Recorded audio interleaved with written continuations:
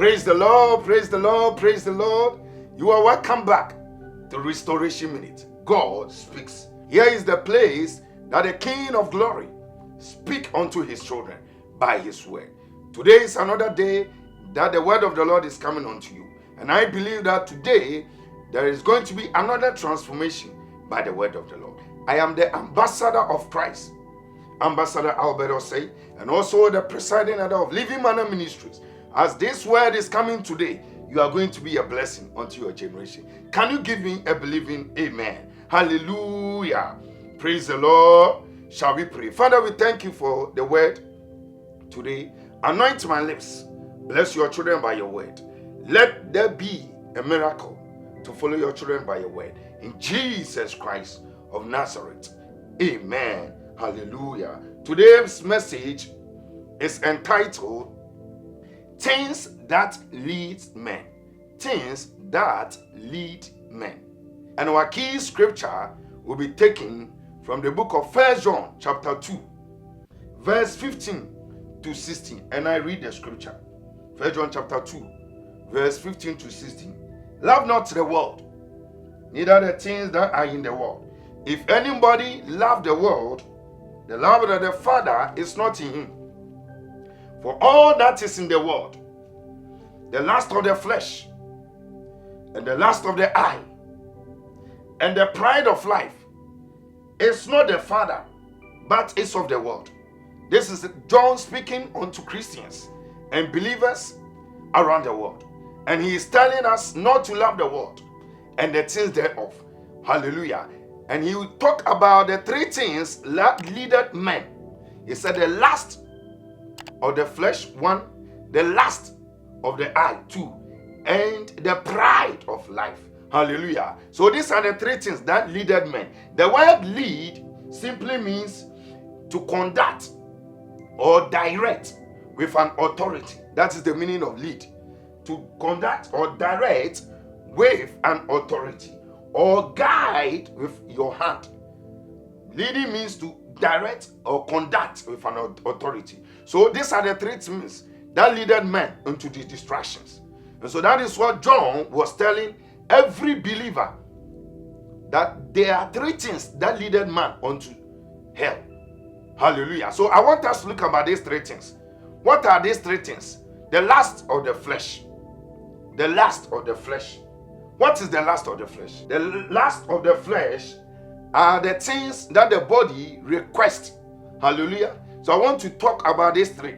The things that leaded a man, that the flesh requires. Hallelujah. In Galatians chapter 5, let us read the scripture.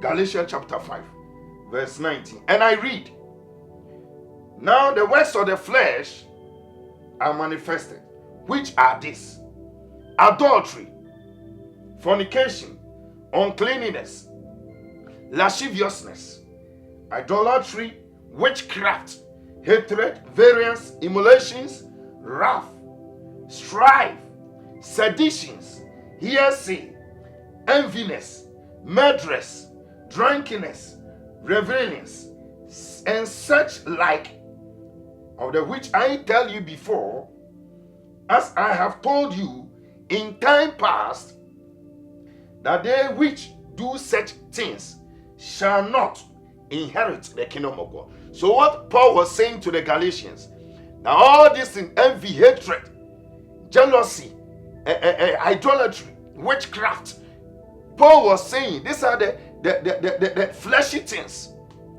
These are the life of man that a man is living, and it is fleshy, it is carnal. And when a man does this, it is leading him to the kingdom of darkness. Can somebody give me a believing amen?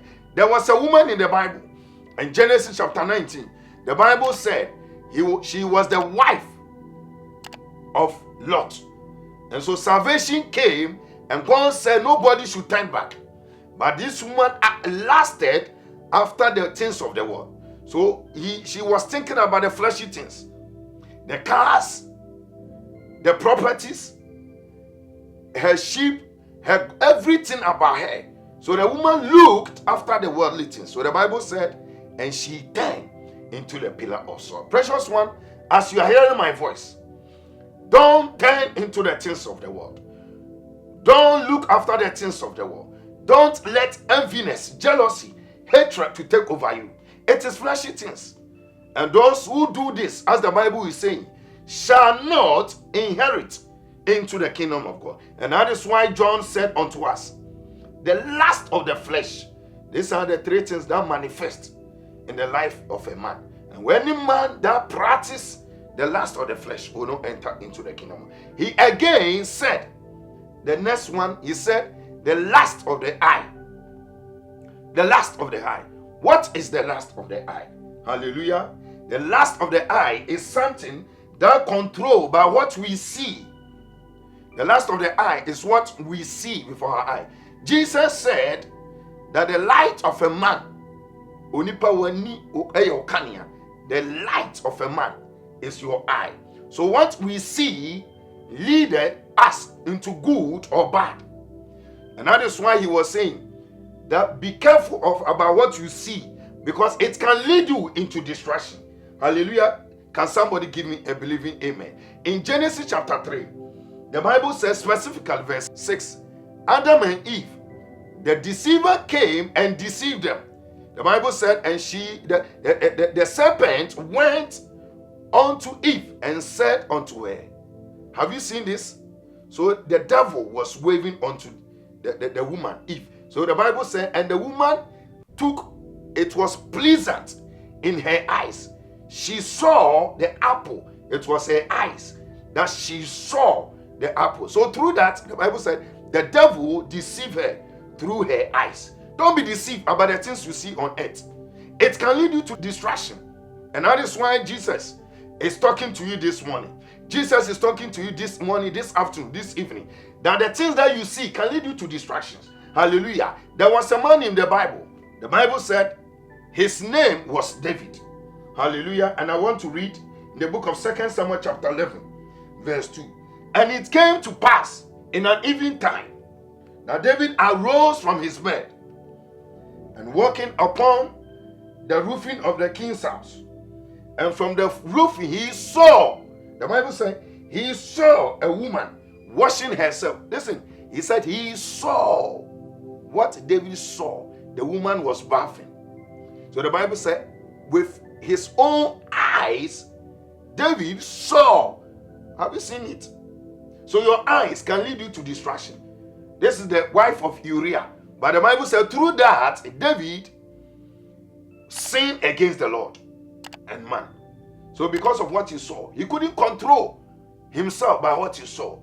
And that is why John was telling us in 1 John chapter 2, last not the world, the things thereof, the lust of the flesh, and the eye, the lust of the eye. So David couldn't control, because why? He lusted, his eyes lusted for the woman. The Bible said in the book of Judges, chapter 14, verse 3, there was a man called Samson. Samson said unto his father and his mother that Delilah, the woman, when you read the book of Judges, chapter 14, verse 3, and said, Delilah, she is pleasant unto my eyes. I saw a woman. Precious one, you can see something. If you don't take care, that thing will lead you to distraction. And this is why Jesus is telling us this morning, this afternoon, this evening, that we must be very careful about the things that we lust for. Because the things that we lust for can lead us into hell. I pray for you that may the God that we serve help us. The Bible said, oh, thank you, Holy Spirit. The Bible said, Job said, I have covenanted with my eyes that my eye will not see a virgin. So Job covenanted with his eyes. Hallelujah. So what we see can lead us to distraction. So Job don't want to sin against God. So the Bible says he covenanted with God through his eyes, that his eyes will not see a virgin. Precious man, as you are hearing, your eye can lead you to distraction. Your eye can lead you into the kingdom of darkness. I pray for you that may the Lord help you, that you will see and see well. Give me a believing amen. Again, he said that the pride of life That's the verse, John chapter 2, verse 15 to 16. The pride of life. What is the pride of life? The pride of life is self-esteem, looking for your own glory, glorifying yourself. Precious one, don't let the earth deceive you. Don't let this world deceive you, because a time is coming. What you are glorifying yourself with will leave you. I'm telling you, what you think, your car, your property is good, but don't trust in those things, because those things can lead you to death. Hallelujah. Let me give you a scripture in Daniel chapter 4, verse 29 to 30, and I read, at the end of 12 months, he walked in the palace of the kingdom of Babylon. The king spake and said, is not this great Babylon that I have built for the house of the kingdom by the might of my power and for the honor of my majesty? What Nebuchadnezzar was doing is this. This is the pride of life. He thought the whole kingdom was built by his own might, by his own understanding. Little did he know but that it was from God.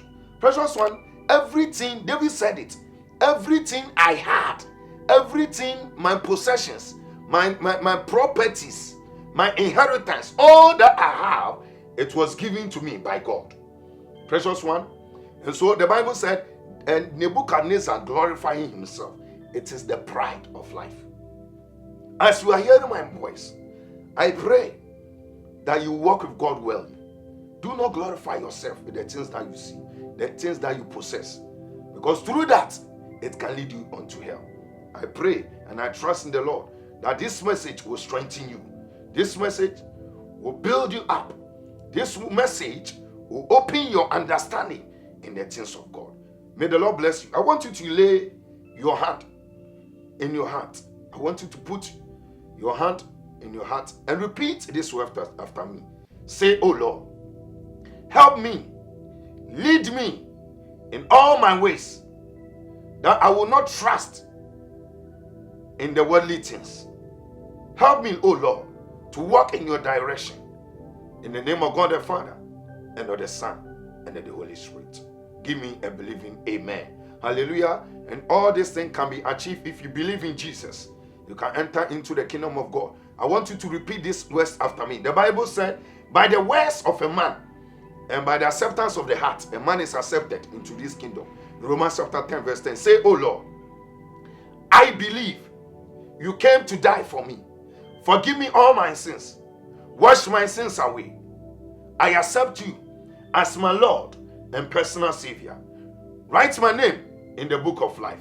In the name of God the Father, and of the Son, and of the Holy Spirit. Give me amen. And if you want to support this program, you want to get in touch with us, the dames are there. If you want any prayer, anything, you can call us. May the Lord bless. I want to pray for the sick. If you are sick in any part of your body, I want you to touch wherever you are sick. I'm praying for you. In the name of Jesus, I declare the hand of God upon you. May the hand of the Lord heal you now. May the hand of the Lord bring deliverance unto you. In the name of Jesus, receive your healing. In the name of Jesus, receive your healing. In the name of Jesus Christ, receive your healing. In Jesus Christ's name, amen. Peace, shalom, amen.